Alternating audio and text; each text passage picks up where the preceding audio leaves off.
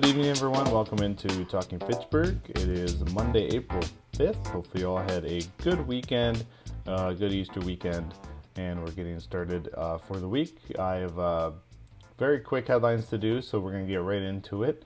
I have headlines, and we'll be re-looking at the assessing and what a maintenance year will look like here in the city of Fitchburg in the digest with Amy Mercer from our city assessor.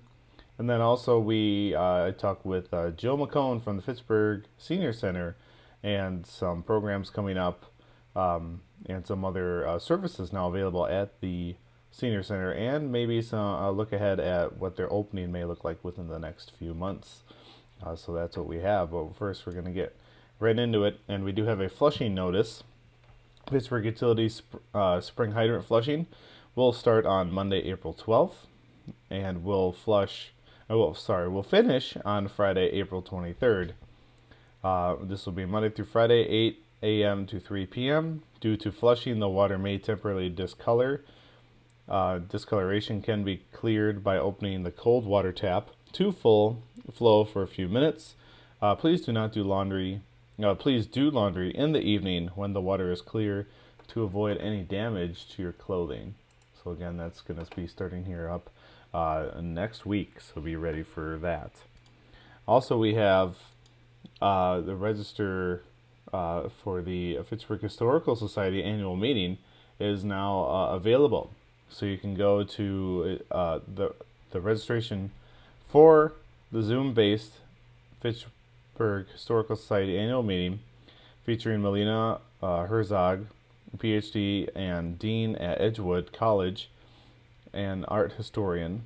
She will be discussing life and photography of Ida Weinman, an internationally acclaimed photographer of everyday life who spent the last years of her life in Fitchburg. Her talk will be pre-recorded, but after the talk there will be a live discussion on Zoom where you can ask her questions. So you can find the link on the Fitchburg Historical website, and you'll be asked to fill out a registration form.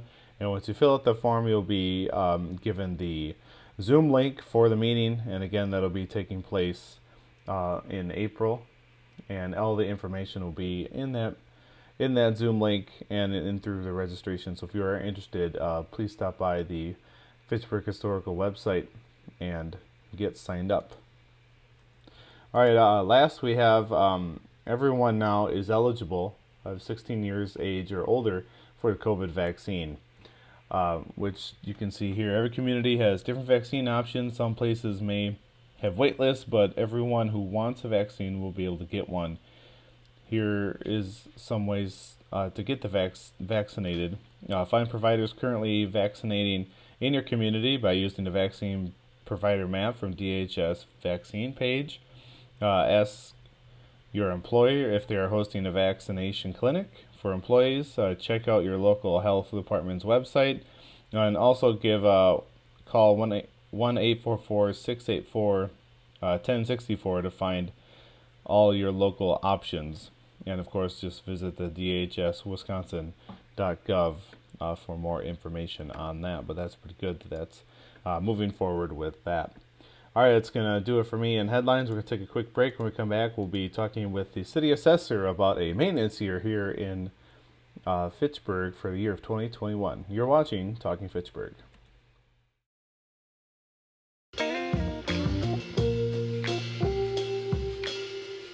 After you joined our family, it was like, I really do feel complete now.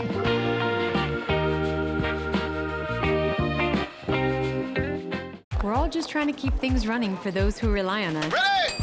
That's why we don't have time to be sick with the flu. And especially this year, no one has time to get sick. Get a flu shot for yourself and those around you too. Find good stuff at Goodwill and bring good home.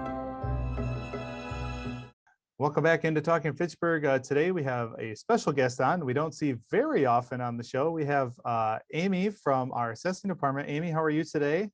I'm great. How are you doing? I'm good. Amy's the head of the assessing department. And today we're going to talk about this year's a little different than normal years for assessing. and we're calling it's a maintenance year. So there's a lot of questions out there, and we want to kind of have those answered today. And Amy's here to help us. So Amy, thanks for joining us for that. And why don't we get started with what is a maintenance year, and go from there.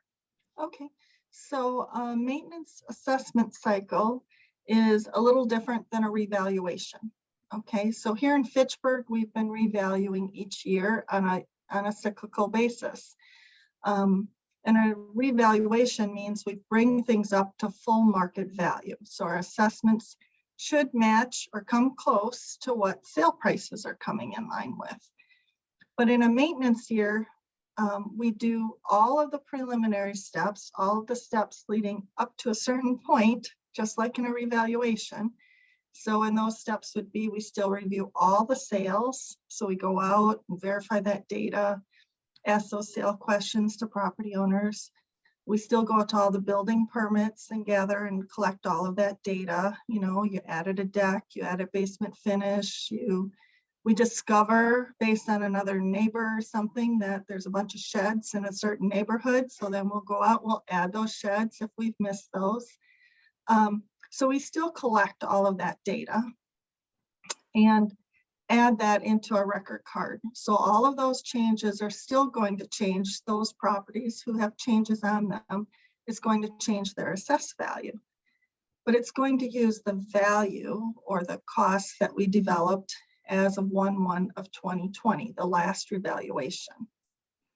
And then, but we don't do that final step of then after we add all of that data and make all of our records complete, we don't do that last revaluation part of applying the market of if a neighborhood went up 7%, we're not going to change that neighborhood by 7% change.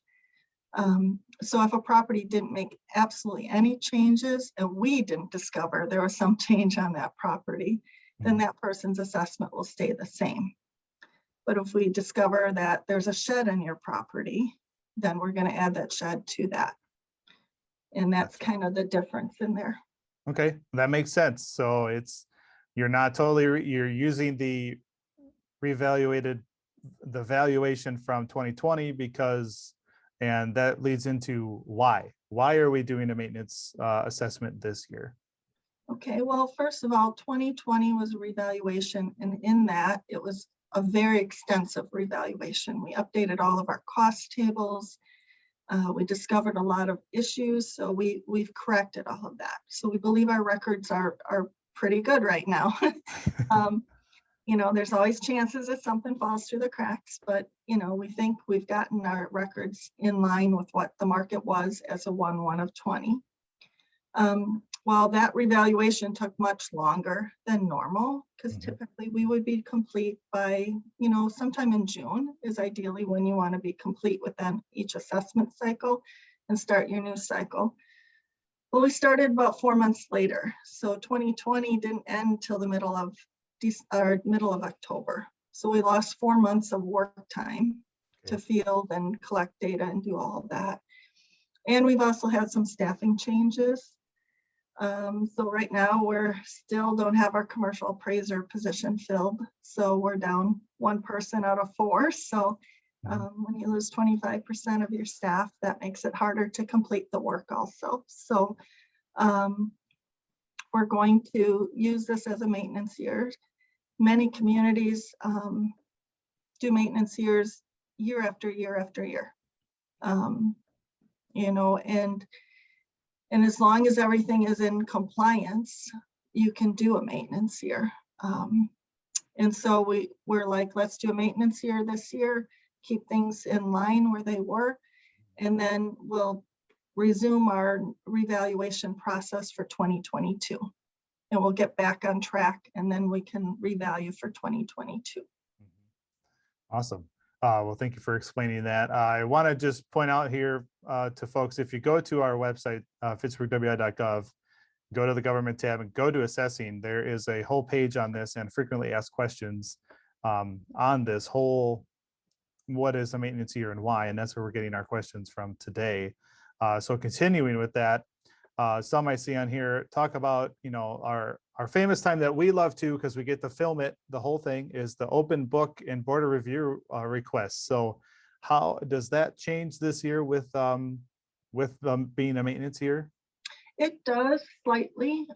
We still will have open book process, and we don't know where COVID, where that will lead us, if City Hall will be reopened or not.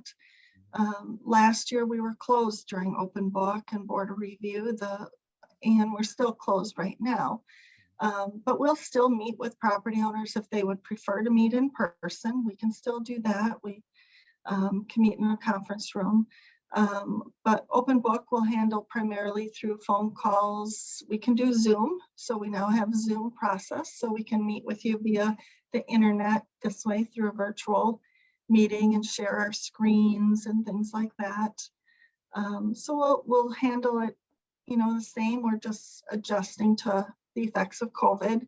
If City Hall is open, then we I may see about reserving a specific room to still allow for social distancing in that. So we just want to keep residents safe and staff safe during this process until we get through that. We have not set open book or board of review dates yet.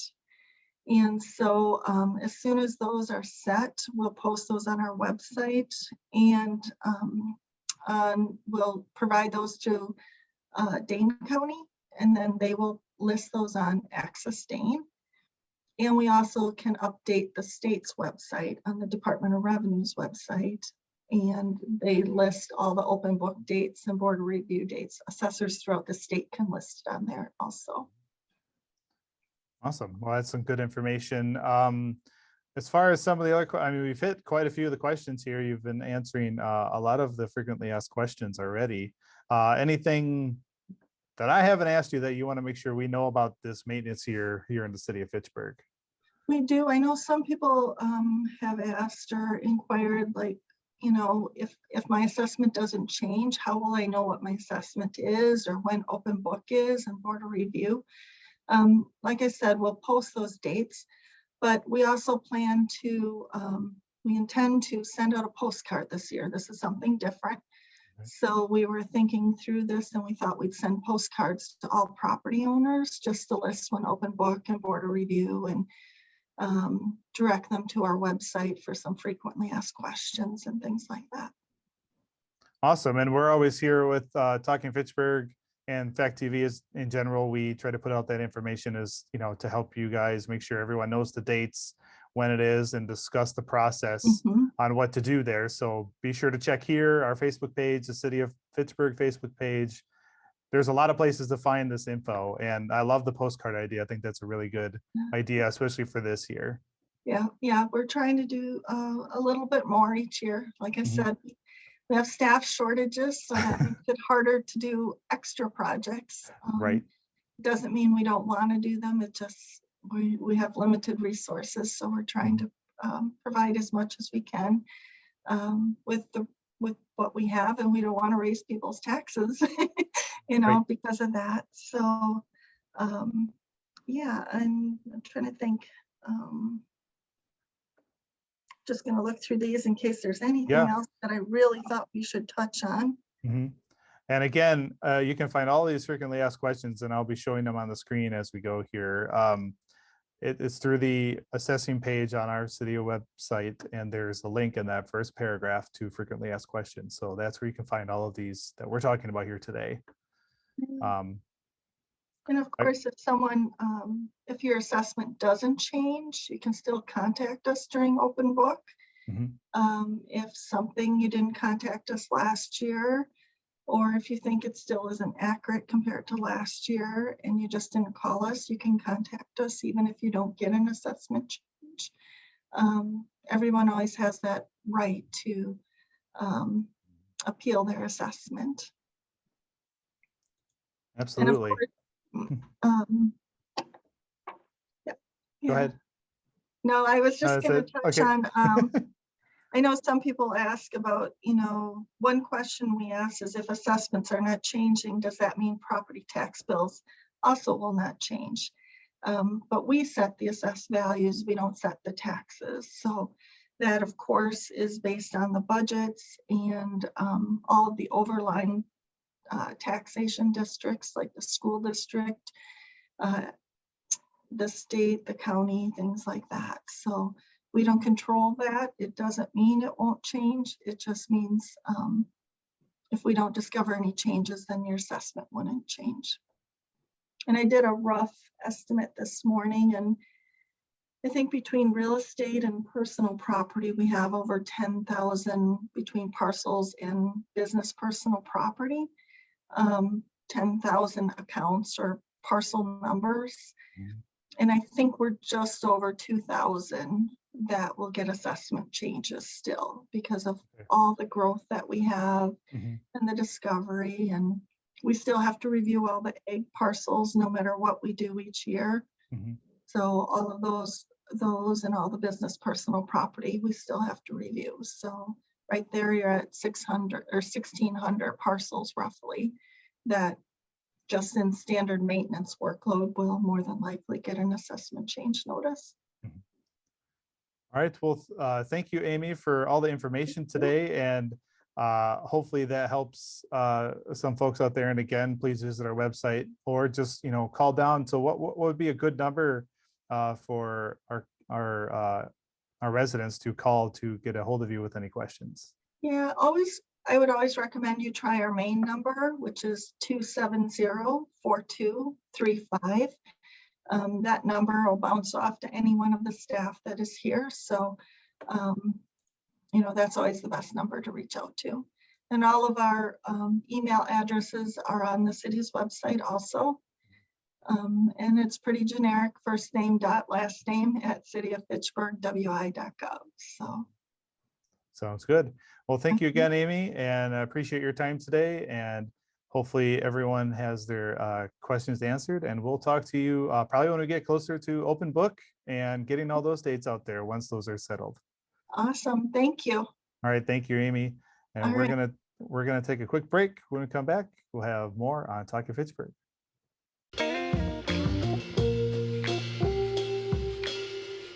After you joined our family, it was like, I really do feel complete now.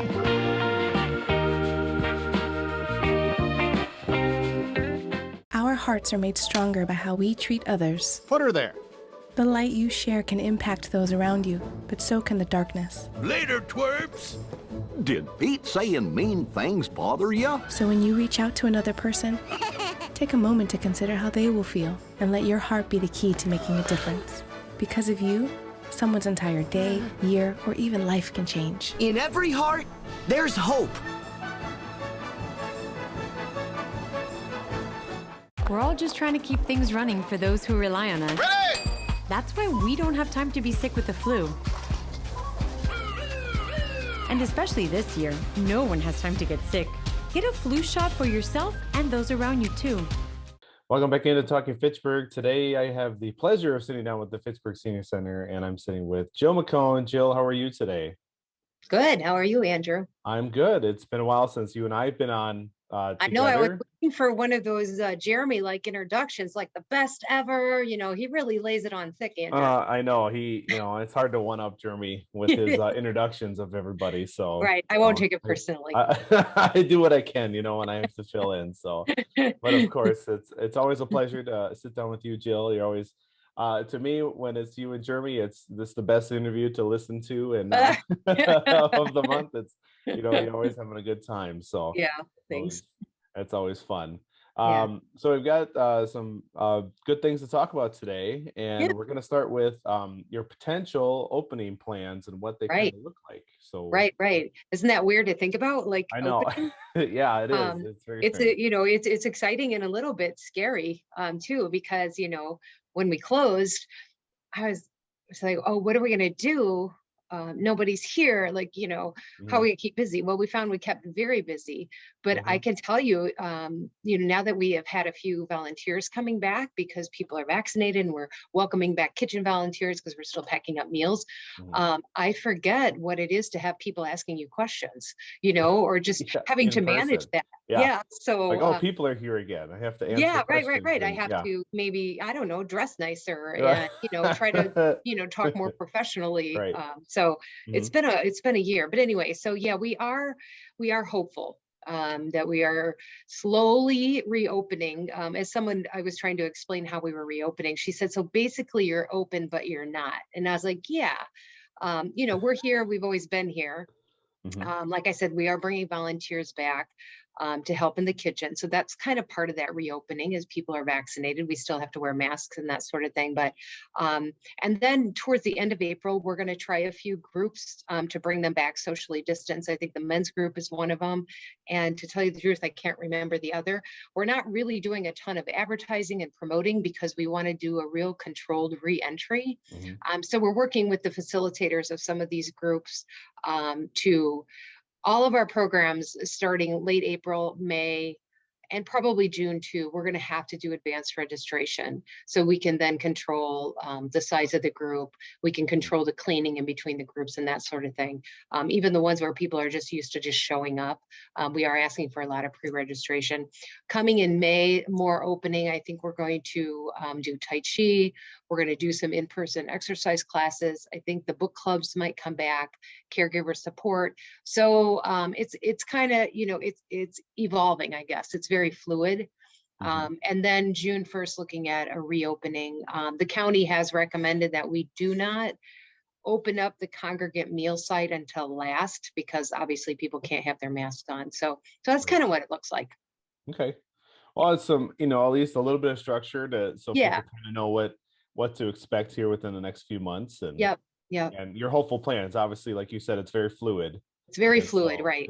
If it changes, it changes, and you just got to roll with the punches. That's as it. we have been for the last year. Exactly. So, Yeah, I can say like all of us are vaccinated now. You know, so that feels really good, you know, to feel safe for us as a staff and then also for our participants too. So yeah, well, it's awesome to hear that most of you are vaccinated downstairs in the senior center. That's awesome. Another program you want to talk about was A Million Hearts. Yeah, so we're still working with the Edgewood student nurses, and people might recall we did do this. I think we did it in February, because that was Heart Healthy Month. So we've got another group of students, and these are fourth year nursing students. They're certified to offer this specific screening. And so we have it here on April 22nd, I think from 9 to 12. And you can call and sign up. It's very safe. The nurses have all the PPE on, you know, a lot of sanitation, but it's really a great screening, blood pressure, cholesterol, let's see, glucose, I think, and then just some heart healthy counseling, and then follow up too from the nurses if it looks like your numbers are coming back a little bit wonky, and that you should probably talk to your primary physician about. So sign up. We're really excited to be offering that again with the nurses. And it's awesome to see that you're doing this. I think it's a great, you know, free screening for your senior population here, and you know, that it's just a very nice, you know, it's preventative. Ease your mind. Yeah. You know, ease your mind of, yep, everything looks good. You're doing well. You know, especially now where people haven't been, you know, a lot of folks just go to the doctor regularly and they're getting their blood pressure checked and that kind of stuff. You know, a lot of people haven't been doing that. So this might be a nice kind of reentry, and all right, let's see where I am. Right. Yeah. And make sure like, oh yeah, I need to get checked. You know, something's not quite right here. And you need to get in. So yeah, it's a really good safety check here, and you know why, you know, it's free. Come in and do it. Free, exactly. Yeah, and that's awesome. That's really good to hear. And you have a new service coming. Oh yeah. Patient services. Yeah. So credit to our UW social work intern Eric Miller. He's been with us since last fall, and he's really interested in the Latino population. He speaks Spanish himself. And so he did a lot of research, and he found a company, a translation service called Language Line Services, Inc. And anyway, so we got the contract through the city approved, and we are able to now take phone calls or even in person, speak with anyone who is non-English speaking. So super excited.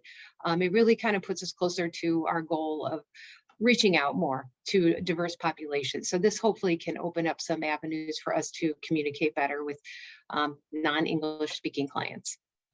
Well, that's awesome to hear. Always having being more diverse and more inclusive of everyone here is great to hear, and Yeah, sounds like an awesome service to have. Now it's you don't have to worry about, oh, we can't communicate with right, this person to the full right. extent that we normally could. Now you're Mhm. good now. Yep. So is it Yeah. totally like a phone service that? So yeah, so we can they can call in, and if somebody calls in and they're non-English speaking, we would be able to identify that pretty quickly. And then we put them on hold. We call the company, and then we do a three-way call with an interpreter. Okay. If we do need to have interpretation in person, we can also do that via just like a Zoom. Okay. And or if we have somebody who is hard of hearing or only does American Sign Language, we can also pull in an interpreter through this company for that. That's awesome. That's Yeah, really good to hear. Sounds like a great company to yeah, get here and be able to hit more of the community that yep, way. That's yeah, that's really awesome.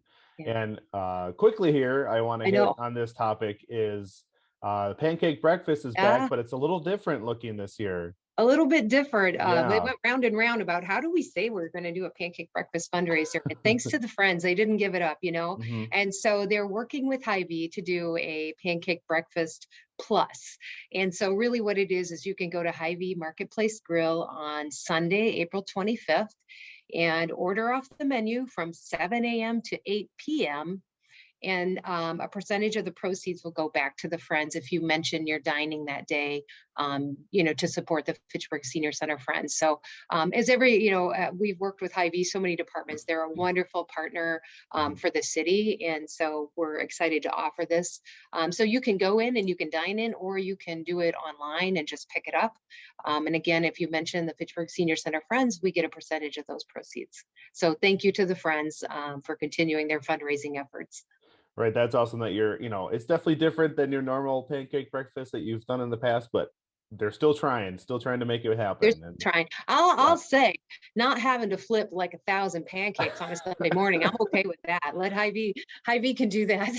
Yeah, so I agree. We do our own thing here. We're in my fire department for Memorial Day with French Uh-huh. toast, and I totally hear you there. Flipping and serving It's a that much lot of food, work. it's a lot of work. So Yeah, it's really nice of them, and getting yeah, those proceeds coming still back to help you guys and the yeah. friends Mhm. and keep that moving and still keeping the tradition of a pancake breakfast. Right, exactly. So Yeah, that's awesome to see. yeah, yeah. Well, there's definitely more. So please check out the newsletter for Yep, or everything. go fscprograms.com. That's right. You got that nice Yeah, website. that's the most updated place. I'm like, am I saying that right? But I think I am. Yes, you are. Yeah. Yep. Programs.com. Yeah, that's the most updated site that we have too, or the city website, but that's an easy one to look at. Yep. So fscprograms.com. That's all you have Yep. to look up, and it's Mhm. right there. Everything's there you need to know. Yep. So yeah, that's a really nice place to go for us. We Yeah. use it all the time to promote all of these events as well. I've already been Awesome. promoting the pancake breakfast as well last week. So Thank letting you. people know it's coming, but it's different. So Yep. Well, come we here, you appreciate your gotta go. support too. Absolutely. Well, Jill, thanks a lot. I appreciate having you on today. It's been fun having to interview you instead of It's fun Jeremy. to see you, Andrew. And we'll see you next month. Sounds good. Have a good week. Yes, you as well. All righty. All right, we're going to take a quick break. When we come back, we'll have more with Talking Fitchburg. Stay right here. You're watching Talking Fitchburg. Find good stuff at Goodwill and bring good home.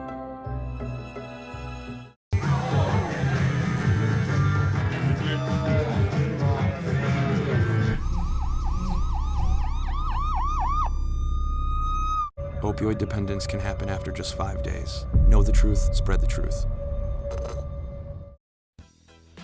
I want to thank our guests today for coming in. We have City Assessor Amy Mercer and Jill McCone from the Fitchburg Senior Center as director. And I appreciate your time today, as always. And stay connected with Fact TV all day long. Until tomorrow, folks, have a great day.